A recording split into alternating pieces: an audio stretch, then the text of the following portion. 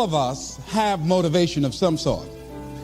I define motivation as the desire to achieve that which you believe to be worthwhile.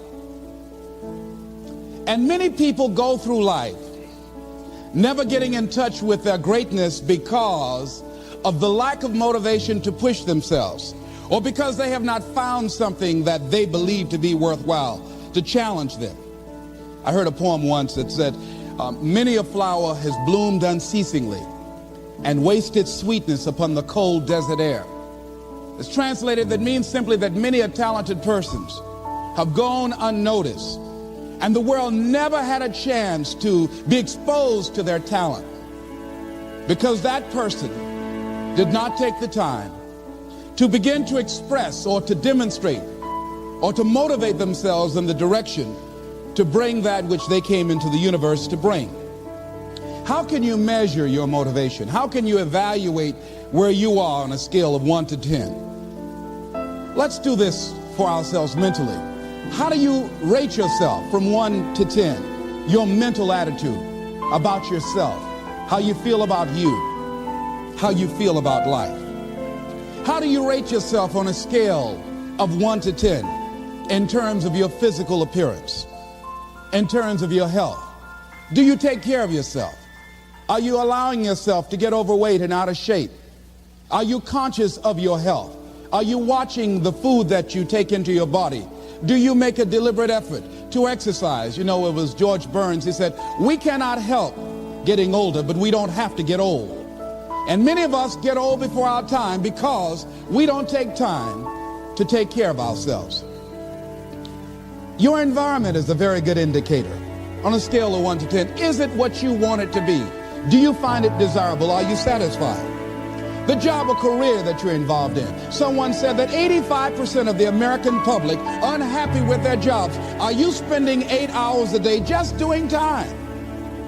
Doing something that you don't find challenging, that does not make you stretch mentally, that does not stimulate you, that does not inspire you. Something that you don't find a sense of fulfillment in it. If you're doing that day in and day out, it has to affect how you feel about yourself, your level of motivation. Your relationships. What kind of impact is it having on your life? Is it nourishing or is it a toxic relationship? Does it drain you or does it build you up? Ask yourself that. How motivated are you to do something about it? Your contribution, your actions. What are you giving? Many people will leave the universe without a trace. No one will know they were here. And in fact, under their name, we could put under there, not used up. Will anybody know that you came this way? What contribution are you giving? What will you leave? What will be different because you came this way? Someone once said that life is our gift to us that God has given us, and how we live our lives is our gift to God. What kind of gift are you formulating? Is this a gift that you like to take back and do something else before you turn it in? Think about that. What can we do? What are some of the keys that we can begin to use to motivate ourselves when our batteries run low? Because I don't care who you are, I don't care what you do, at some time you are going to get tired. At some time you're going to get in a rut. Seem like nothing you do works out right. And sometimes it just seems like you just don't have the wherewithal or the will to do anything. That sometimes you act like you're punch drunk. You're just wading through life, just doing time day in and day out, looking at non-discriminatory television, anything that's on, just looking. And depressed, feeling powerless, feeling useless, and bored. What do you do? How do you get yourself out of a rut? How do you, when you know you can do more than what you've been doing and you're not doing it and you're discontent with where you are, you get angry at yourself. How do you get out of that rut? How do you motivate yourself? One of the things that we must do is that we must be involved in working on achieving self-mastery. You must work on yourself continuously. Never be satisfied with yourself. Always know that as you invest the effort and time on you, that's the greatest ability that human beings have above animals. See, a dog can't be anything but a dog. Tree can't be anything but a tree. Human being, you've got unlimited potential. You can put effort on you, and by concentrating on you and developing you, you can transform your life wherever you are right now. So you want to work on yourself. You want to read books that inspire you and motivate you. You want to listen to tapes over and over and over again. And I suggest that you listen to tapes when you first get up in the morning. You want to control the spirit of your day. When you first wake up in the morning, your mind is operating at 10.5 wave cycles per second. That's when the subconscious mind is most impressionable. Whatever you hear in the first 20 minutes when you wake up, that will affect the spirit of your day. When you listen to tapes, listen with relaxed belief, believing that this can happen for you. And by listening to them, listen to them over and over and over again, and you will get a breakthrough. You can listen to the same tape for months, and all of a sudden, you hear something you never heard before. It'll have a special meaning for you. Or read the same book over again, and you find some special insight. You said, I can't believe I didn't see that the first time. So you want to be involved in developing yourself. Most people won't do that. Most people won't take that kind of effort and invest that kind of energy in themselves, because they will fall prey to that conversation within. Oh, don't do that. You don't have time. You're too busy. You're too caught up in the rat race. Most people won't do that. Well, they won't take time to go to lectures. They won't take time to go to seminars. They won't take time to go to classes to improve themselves. And as you continue to work on yourself, you will begin to expand your vision of yourself. You'll begin to work towards self-mastery. And you will begin to see it reflect itself in all the dimensions of your life, your mental life, your physical life, your social life, in your relationships, your monetary life. So concentrate on developing yourself. Because if you don't, I guarantee you that you will make a settlement. And most people have. And most of us already have. What kind of settlement have you made with your life? You know, when we make settlements, out-of-court settlements, you've heard them? That means that you decided to take something less than what you originally wanted to get had you gone into court. And the reason that you settled outside of court is because you didn't believe that you can get it. So you made an out-of-court settlement. Many of us are making an in-life settlement. We're settling for less than what we actually deserve. We don't feel good about it, but we make it work in our minds. We'll come up with some kind of excuse to make it all right. What kind of settlement have you made with your life? Many of us settle for less than what we want out of relationships because we don't have the courage to change them.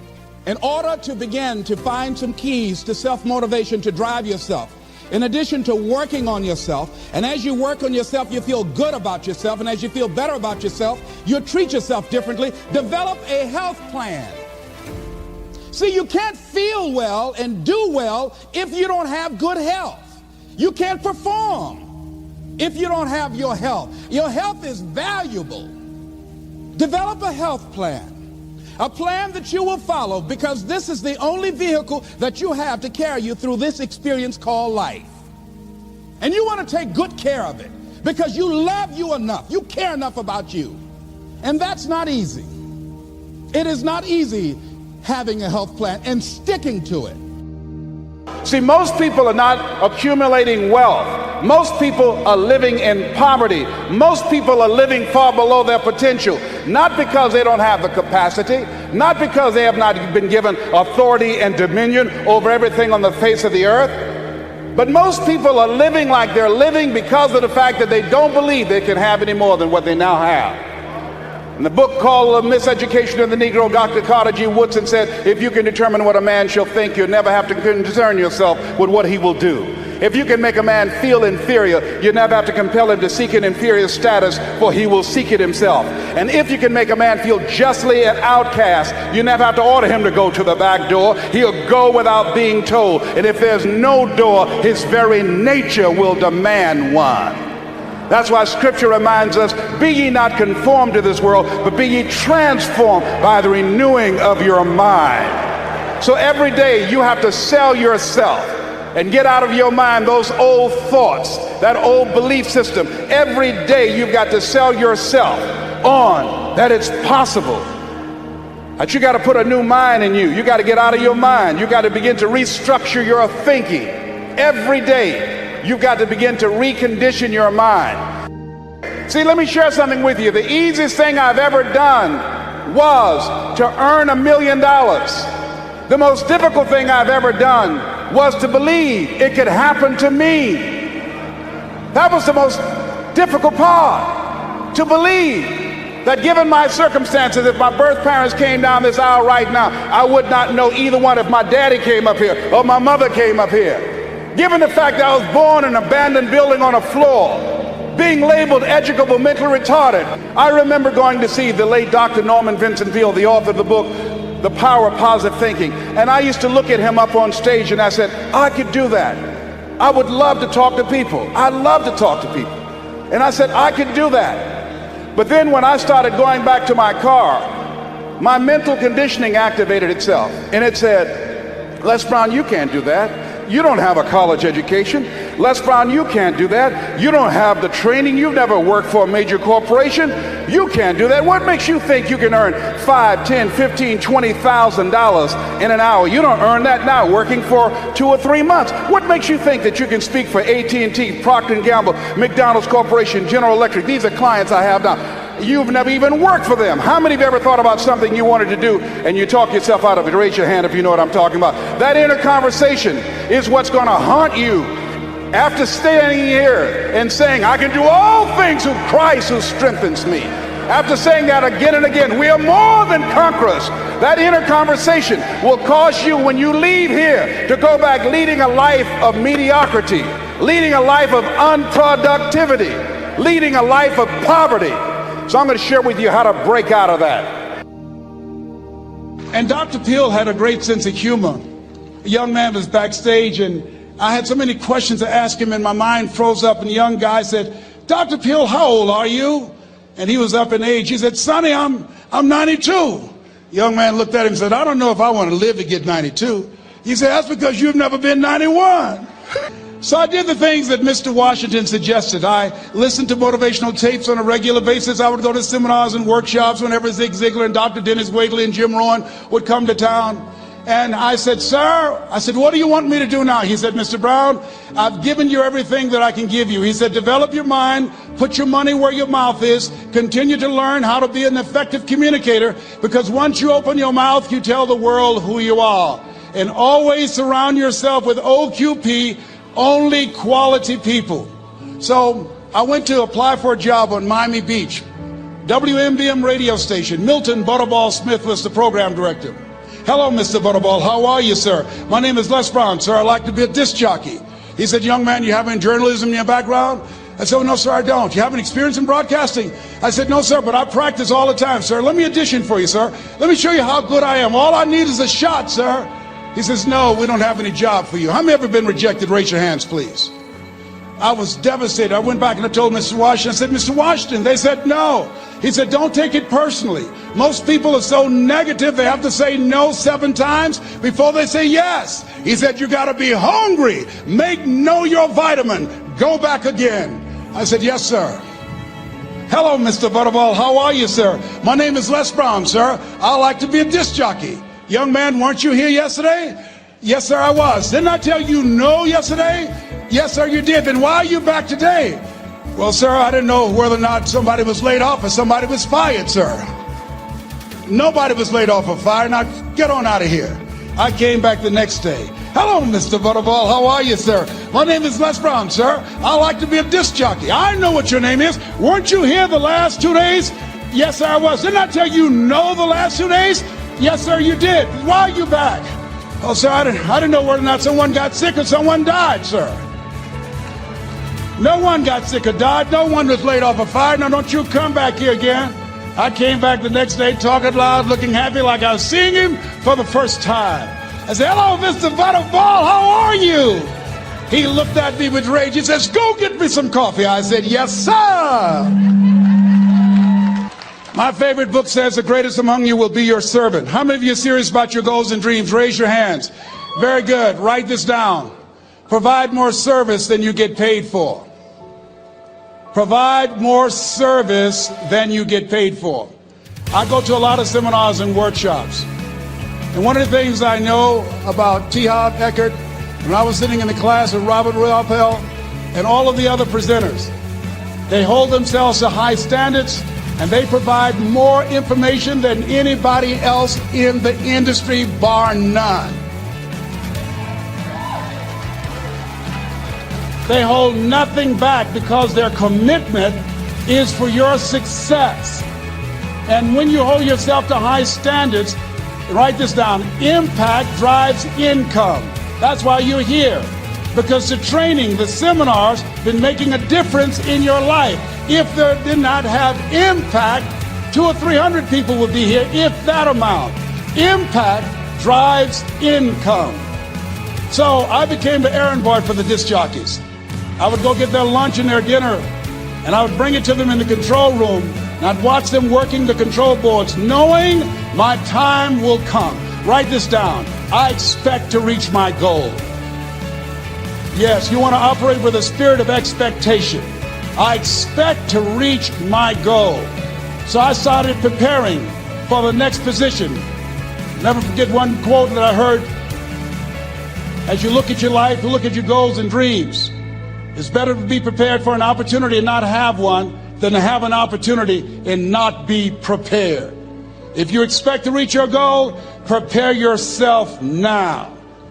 And so then pretty soon, the guys at the station, they begin to take a liking to me. Write this down. Build relationships. As you're aware, people deal with people that they know, like, and trust. And so they would say, Leslie, yes, sir. Come here, yes. Come outside. Who did this? Oh, your car? Yes. Who cleaned my car? I did, sir. I would wax their cars in the weekend, inside and out. How much do you charge? Oh, nothing, sir. I just wanted to help out. I was providing more service than I got paid for. I was building relationships. They said, whoa, look here. Donna Ross and the Supremes are coming to town. The Four Tops and the Temptations. Here are my car keys. Pick them up for me. Take them to the Fontainebleau Hotel on Miami Beach. I said, yes, sir. I would drive them all over Miami Beach in their big, long Cadillacs. I didn't have any driver's license, but I was driving like I had some. Then one day, it was a Saturday afternoon, a disc jockey by the name of Rockin' Roger was drinking while he was on the air. It was a Saturday afternoon, and I was the only one there. Rockin' Roger got so drunk, he could not complete the show. He started slurring his words. He's about to fall off the chair. And there I was, looking at him through the control room window, walking back and forth, young, ready, and hungry. I was saying, drink, Rock, drink. Drink, Rock. I'd have gone and get him some more if he'd asked me to. Then pretty soon the phone rang. It was the general manager, and I answered the phone. I said, hello? He said, young boy, this is Mr. Klein. I said, I know. He said, Rock can't finish his program. I said, I know. He said, would you call one of the other DJs in? I said, yes, sir. I said to myself, he must be think I'm crazy. I called my mom and my girlfriend, Cassandra. I said, y'all come out on the front porch and turn up the radio. I'm about to come on the air.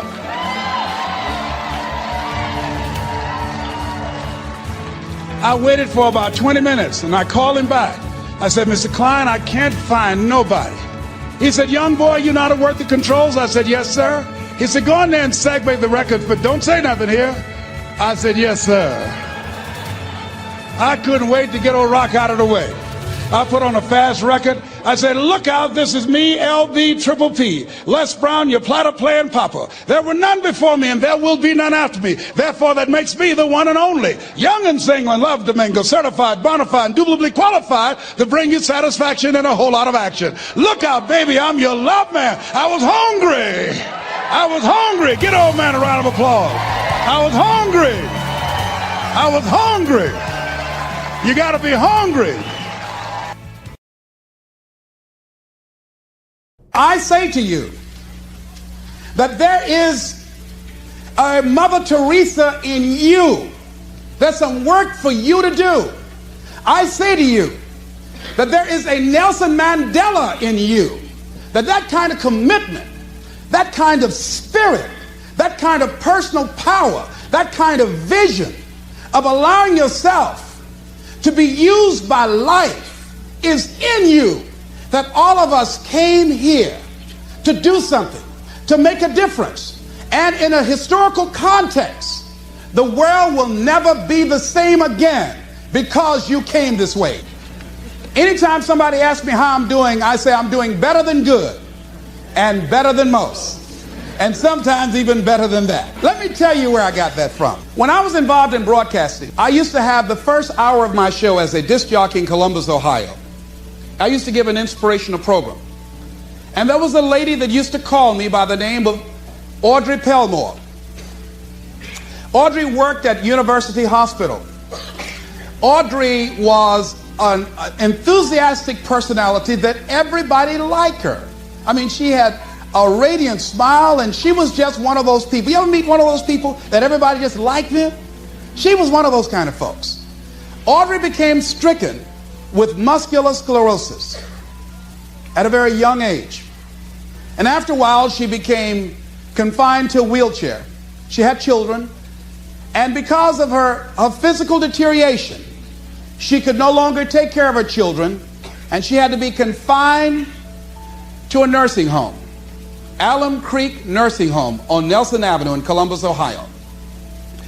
Audrey used to have the nurses at the hospital call the radio station and put the phone to her ear. And she would ask for a certain request, and I would ask her to say a few words to the listening audience. One day while I was doing my program, I got a call from one of my regular callers, a young lady by the name of Shirley. Shirley, on this particular day, there was a sound in her voice, and I detected that something was wrong.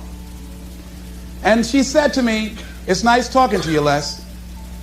I'll be seeing you." And I said, wait, hold a minute, Shirley. There's something wrong. She says, "There's nothing wrong." I said, "There is, Shirley. I know you. Come on, Shirley, what's wrong?" Well, Shirley had been diagnosed as having cancer of the breast. And they told her that she had a 60-40 chance of not surviving. During the time that she had had her medical examination, her husband had become distant. Through the pressure of losing her husband and the illness, she just felt, hey, I'm not the kind of person that can handle suffering, and I'd rather just end it quickly. She was at a critical point in her life, and this is the option that she decided to take.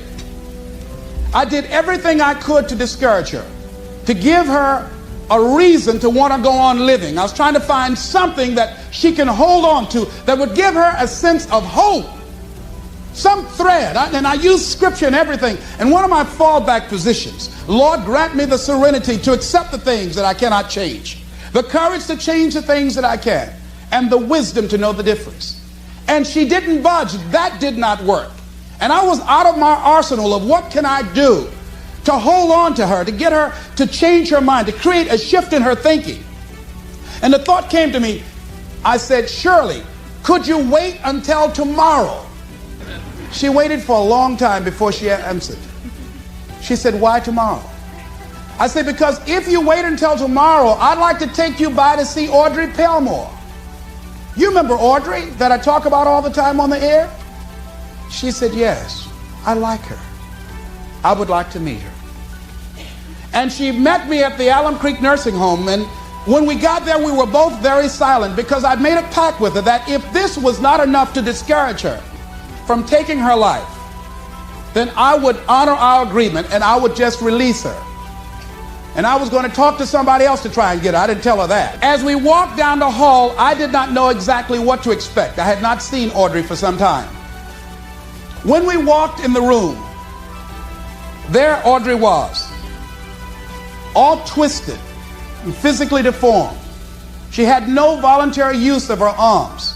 She couldn't even fan a fly out of her face. She couldn't get up and move around. And we had to get close to her because her vision was blurred and she can't speak very loudly. And her hearing was somewhat impaired. And as we drew closer to her, I said, "Audrey, this is Les. And I have a friend with me named Shirley. How you doing, Audrey?" And with what strength she had, she said, better than good, and better than most. And surely, I know as the tears begin to form in her eyes, I know she had to be thinking that here this woman is. She's been on her back, a prisoner in her body for 17 years. She can't turn herself. She can't get up and go to the restroom. She said to me, Les, I'd love to be able to get up and walk out of here with you. I'd love to be able to take care of my children, to be a mother to them, to see them graduate from high school. She said, Les, I can't do that. And I'm doing better than good and better than most.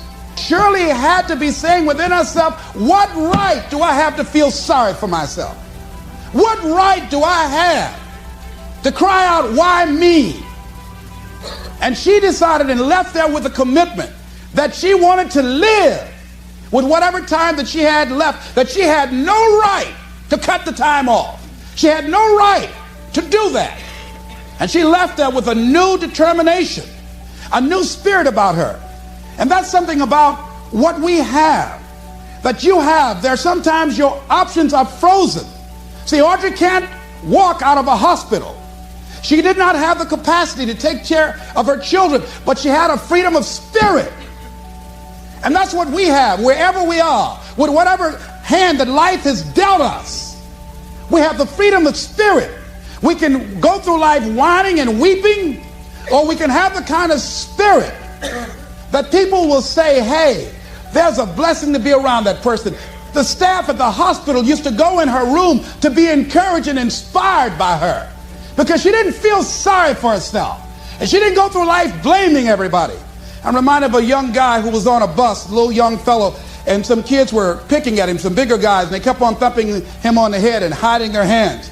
And so he got tired of them doing that, and he stood up so he would not be around them, out of their reach. And they took him and said, sit down. They set him down. And he stood back up and said, I don't want to sit down. They said, sit down. Didn't we tell you? And they pushed him back down. I don't want to sit down. They said, sit down. And they held him down. And he looked at him. He said, you might hold me down, but I'm standing up inside myself. And what we have got to do is know that there's something about you. There's something about us. There's a power in you that regardless of what happens to you, you can stand up inside of yourself.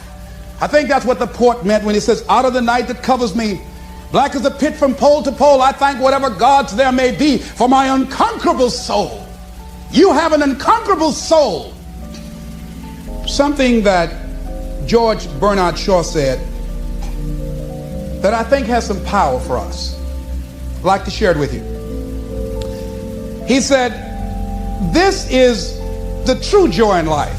And one of the things that he said, and I love when he talked about man and Superman, he said that we should establish a tribunal where people would be required to come once a year to give a reason why they should be permitted to go on living for the next year. Can you imagine all the do-nothings hopping from one foot to the other trying to give some justification why they should be allowed to live for the next year? Well, what do? What are you contributing to life? I go to work every day. No, are you making a difference in the universe? Why should we allow you to continue to occupy this space? This is a true joy in life. The being used for a purpose recognized by yourself as a mighty one. Being a force of nature instead of a feverish, selfish little clod of ailments and grievances, complaining that the world will not devote itself to making you happy.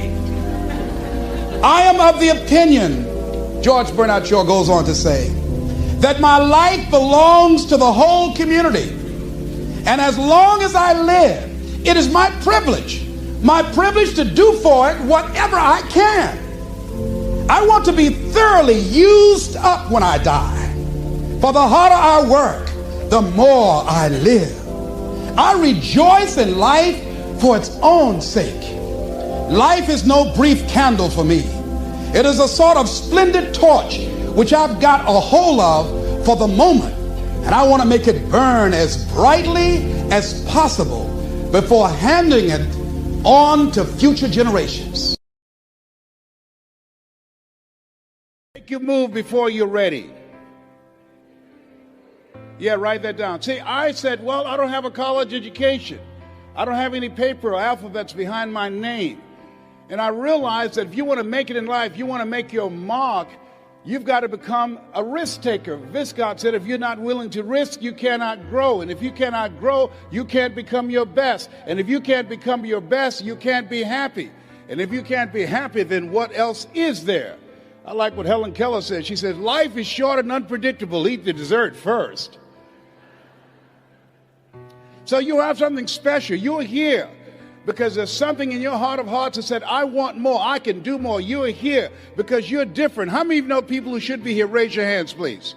Yeah, so you're here because you're different. You're uncommon. One man said, I choose not to be a common man. It's my right to be uncommon if I can. I seek opportunity, not security. I do not wish to be a kept citizen, humbled and dulled by having the state look after me. I want to take the calculated risk, to dream and to build, to fail and to succeed. I refuse to live from hand to mouth. I prefer the challenges of life to the guaranteed existence, the thrill of fulfillment to the still calm of utopia. I will never cower before any master, nor bend to any threat. It's my heritage to stand erect, proud and unafraid, to face the world boldly and say, this I have done. Give yourselves a round of applause for having an uncommon desire to reach your goals, to achieve something great with your life.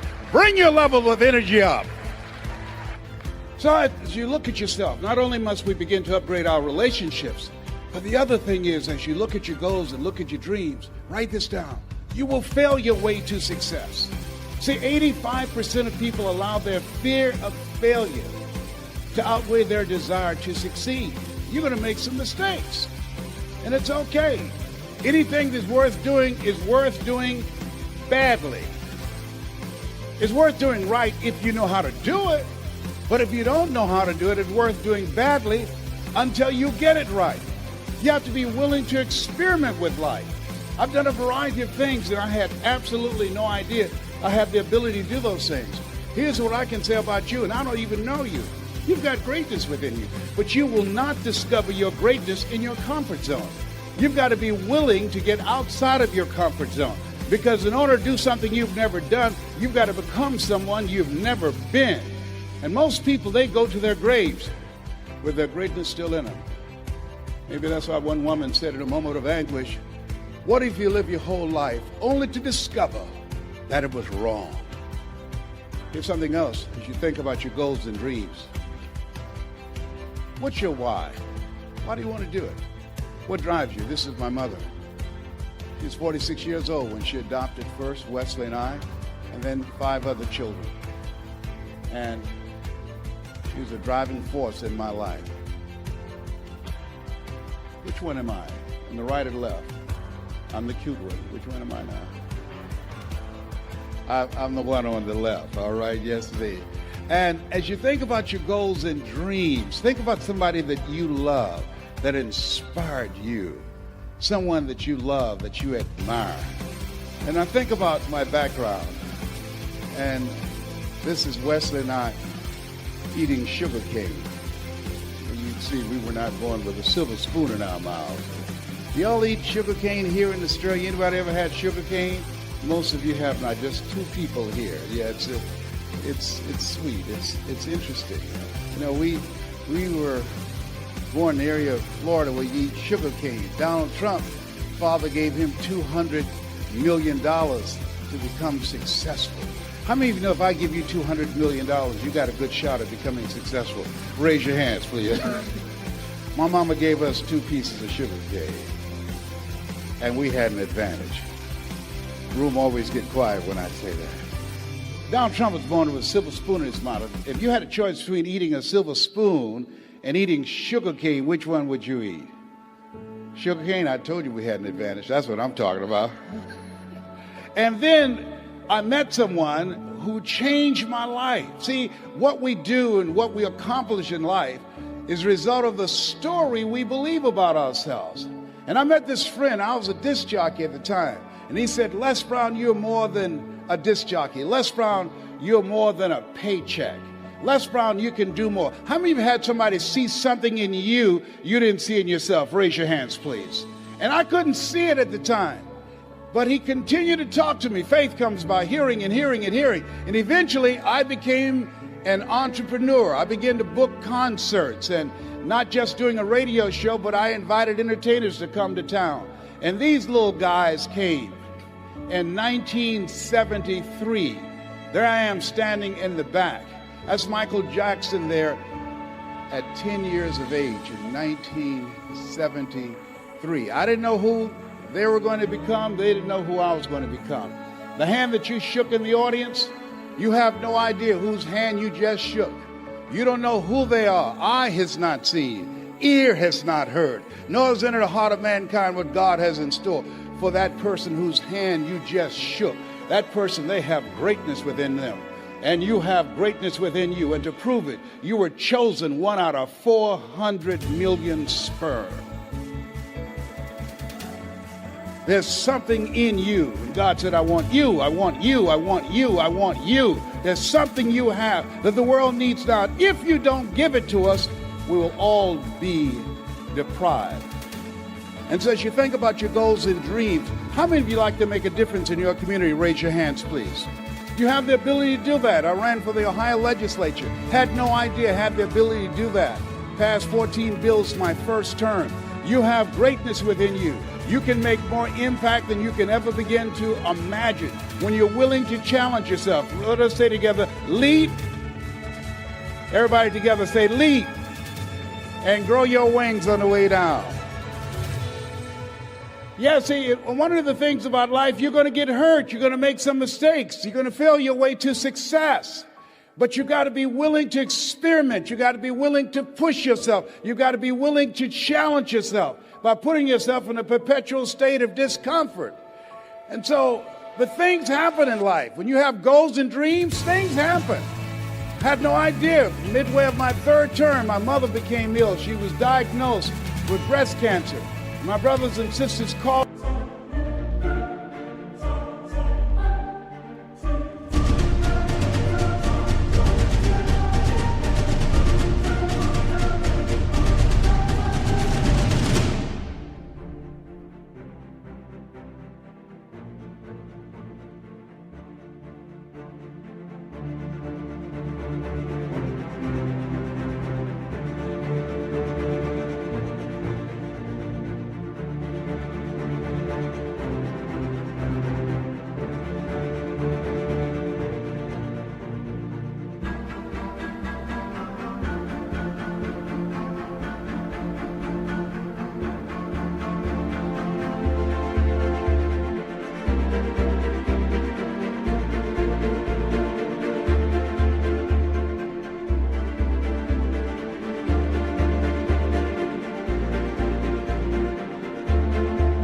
Me and said they're going to put her in a nursing home. And I said, no. They said, we thought you would say that. We've interviewed the best nursing homes in Dade County. I said, no. So I had a problem. How can one woman raise 7 children who couldn't take care of themselves, but 7 grown people couldn't take care of one woman? I had a problem with that. And I said, no.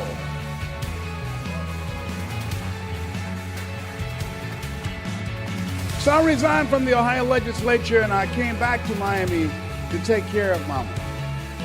And took care of her until 89. And there are things as you have your goals, things are going to happen to you that you can't anticipate. Some of you in the eye of the storm now. Things are going to happen. And don't say, why does it have to happen to me? Why not you? Who would you suggest? You want to give us some names or email addresses? That's really what I said the second time I got cancer. Dad told me the cancer metastasized in 7 areas of my body. I started laughing. He said, why are you laughing? Are you in denial? I said, no, I feel like Mother Teresa. He said, what do you mean? She said, Lord, I know you know how much I can bear. I just wish you didn't have so much confidence in me.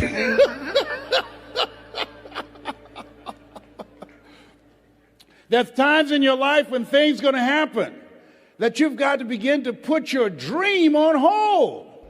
And you might have to reinvent yourself. How many have already gone through that? Raise your hands, please. It's called life.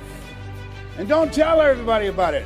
80% don't care. 20% glad it's you. You have to suck it up and handle it. That's what it's called being in business, being an entrepreneur. being a risk taker, walking by faith and not by sight. Stuff happens to you. And so I had to go in a new direction. And I decided to tell my story. How many of you got a story? Raise your hands, please. How many of you have gone through some things in life that you can teach some other people? Raise your hands, please. How many of you, like me, had periods in your life when you were temporarily insane? Raise your hands. See, there's some people, I'm one of those, I have been training 100,000 voices of hope outside of politics and outside of religion, both of which I believe unwittingly polarize and divide people, and teach people how to deliver a message of hope and give people methods and techniques that will help them to change their lives and begin to move their lives to another level. You have something special. You have greatness within you. That story that you have can impact people's lives. Mike Williams talked to me, and it changed my life. It began to expand my vision. How many of you have a college education? Raise your hands, please. Very good. Over 90%. How many ever give a lecture at Harvard University? Raise your hands, please. No hands up. That's in your future. Shake somebody's hand on your right and left and say, that's in my future. That's in my future. Everybody point at me right now. Point at me right now. Point at me lovingly right now. Say, Les Brown. Everybody together say, Les Brown. If you can do it, I can do it. And this time when you say, I can do it, say it with conviction. Point at me again. Les Brown. If you can do it, I can do it. Shake someone's hand on your right and left and say, I'm ready to play a bigger game. Do that right now. Say, I'm ready to play a bigger game. Absolutely. Yes. It says you look at yourself and look at your goals. There's some things that you can do when you challenge yourself, when you go outside your comfort zone. There are things that will come in the direction of your life that you can't even begin to imagine. That you're going to begin to evolve and go to new levels that will amaze you. And I tell you these things not to impress you, but to impress upon you. You have something special. You have greatness within you. You have the ability to do more than you can ever begin to imagine. And so what I'm suggesting that you do is to stretch yourself. That you constantly look for ways as an entrepreneur, how can you begin to set yourself apart from the competition? What is it that you can do that can make you stand out? What are the market takeaways that you can do? One of the things that I learned as a speaker, as a trainer, as an entrepreneur, and a small business operator is that you've got to find something that you love and that you master that.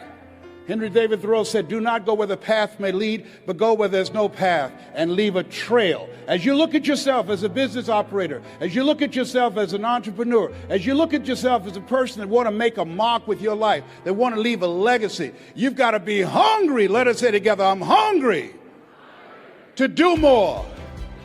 I'm hungry to stretch myself. I'm hungry to take my life to another level. I never forget this gentleman that I'm going to talk with tomorrow. He's now in his 90s. He's blind from glaucoma. And I never forget, he said, young man, go to the board and work this problem out for me. And I said, oh, sir, I can't do that. He says, why not? I said, I'm not one of your students. He said, look at me. Yes, sir. Go to the board and work the problem out anyhow. I said, I can't, sir. And the other students started laughing. They said, he's Leslie. He's got a twin brother, Wesley. Wesley is small.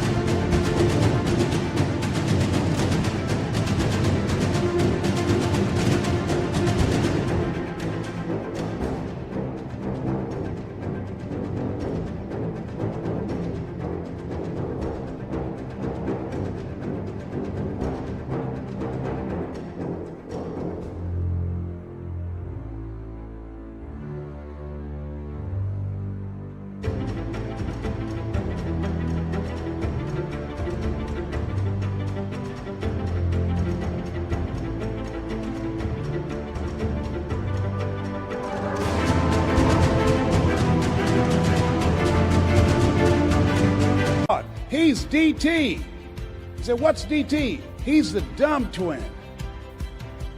And I said, I am, sir. As the students laughed, as some of you did. And he came from behind his desk, he looked at me. He said, don't you ever say that again. someone's opinion of you does not have to become your reality. And that was a turning point in my life. On one hand, I was humiliated, but on the other hand, I was liberated. Because he looked at me with the eyes of Goethe, who said, look at a man the way that he is, he only becomes worse. But look at him as if he were what he could be, then he becomes what he should be. He said, young man, what do you want to do with your life? I said, sir, I want to make my mother proud, sir. He said, how do you plan to do that? I said, when I get out of high school, I'd like to be a disc jockey. He says, is that right? I said, yes, sir. He says, good, I'm going to tell you some things to do. I said, what is it? He says, number one, he said, I want you to work on your mind. He said, here's some motivational materials I want you to listen to by Dr. Norman Vincent Peale and Earl Nightingale.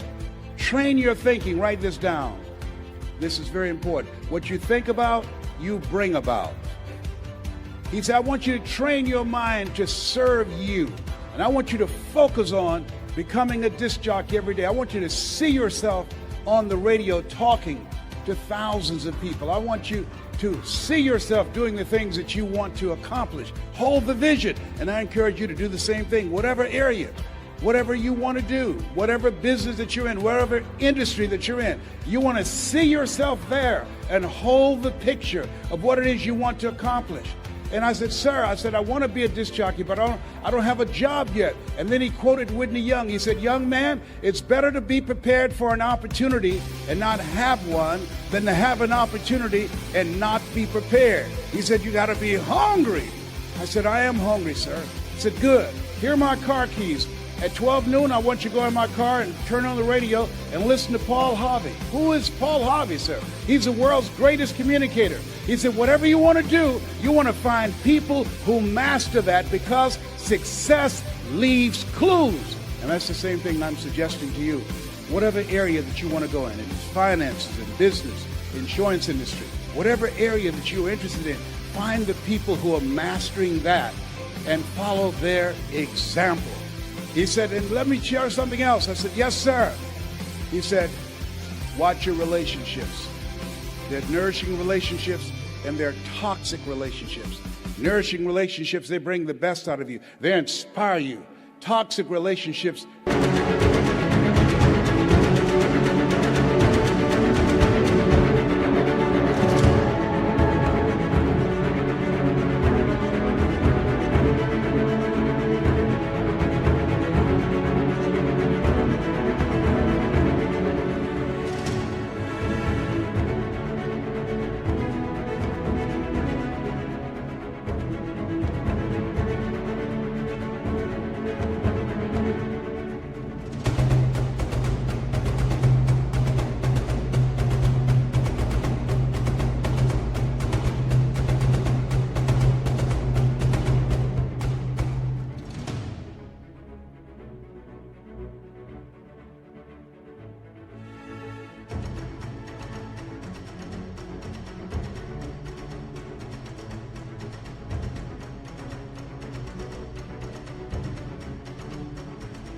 They drain you.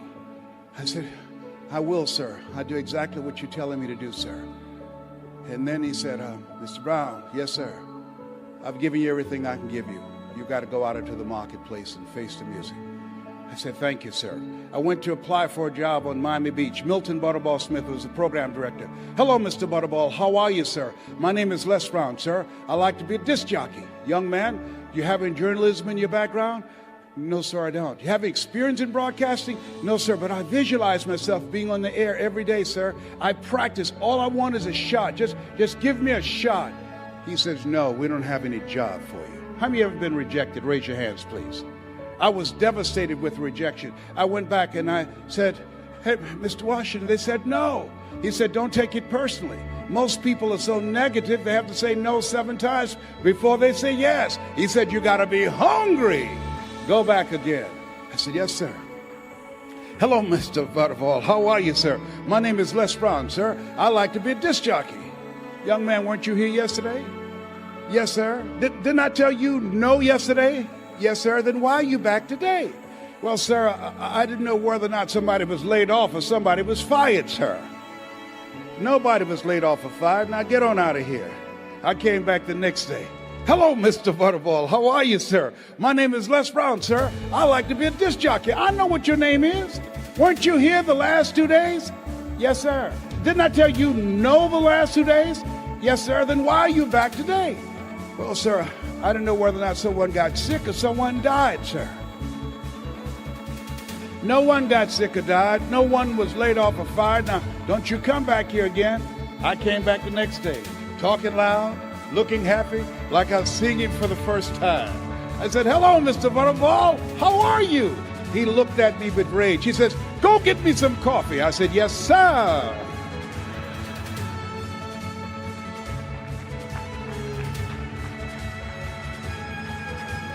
My favorite book says the greatest among you will be your servant. How many of you are serious about reaching your goals? Raise your hands, please. Here's something I encourage you to write this down. Provide more service than you get paid for.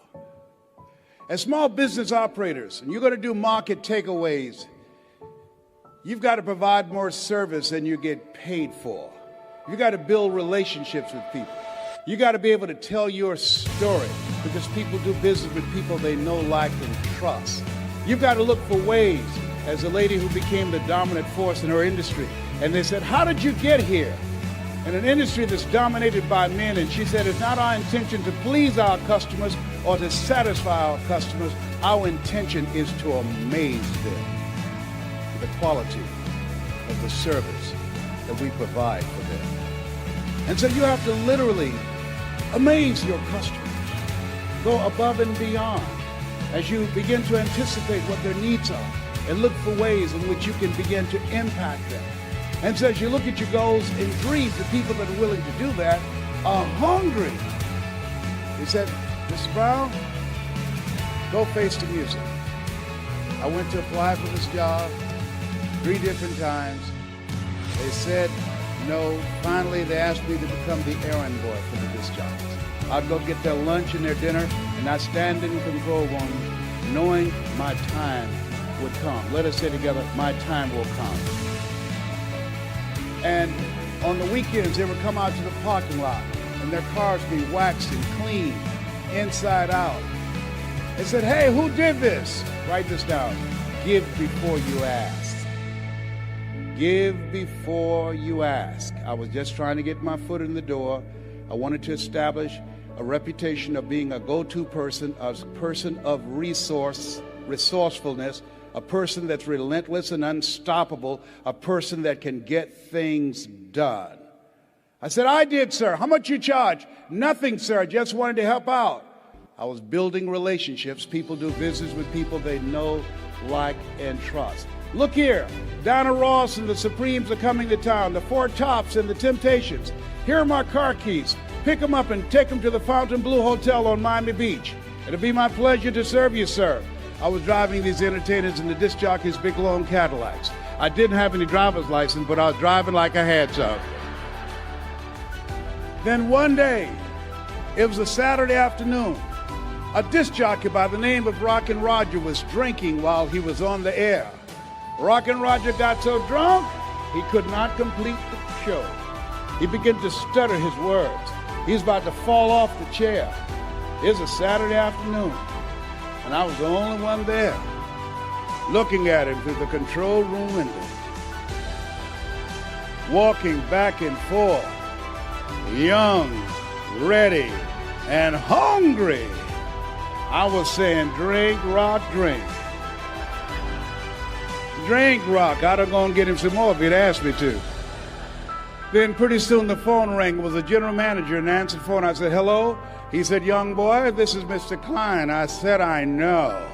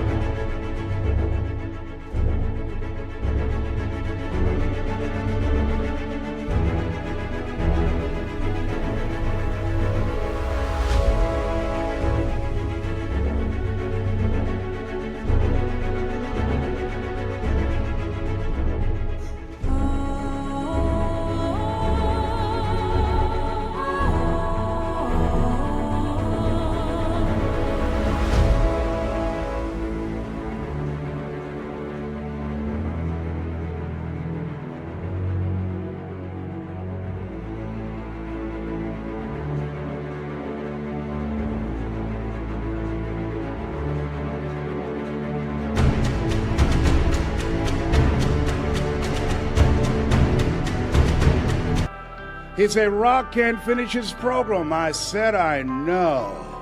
He said, would you call one of the other DJs in? I said, yes, sir. I hung the phone up. I said, now he must think I'm crazy. I called my mama and my girlfriend, Cassandra. I said, y'all come out on the front porch and turn on the radio. I'm about to come on the air.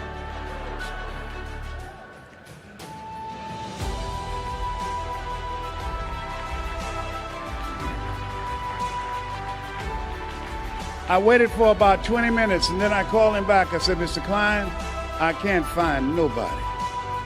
He said, young boy, you know how to work the controls? I said, yes, sir. He said, go in there and segue the records, but don't you say nothing here. I said, yes, sir. I couldn't wait to get old Rock out of the way. I put on a fast record. I said, look out, this is me, LD Triple P, Les Brown, your platter playing papa. There were none before me, and there will be none after me. Therefore, that makes me the one and only. Young and single and love to mingle, certified, bona fide, indubitably qualified to bring you satisfaction and a whole lot of action. Look out, baby, I'm your love man. I was hungry. Get the old man a round of applause. I was hungry.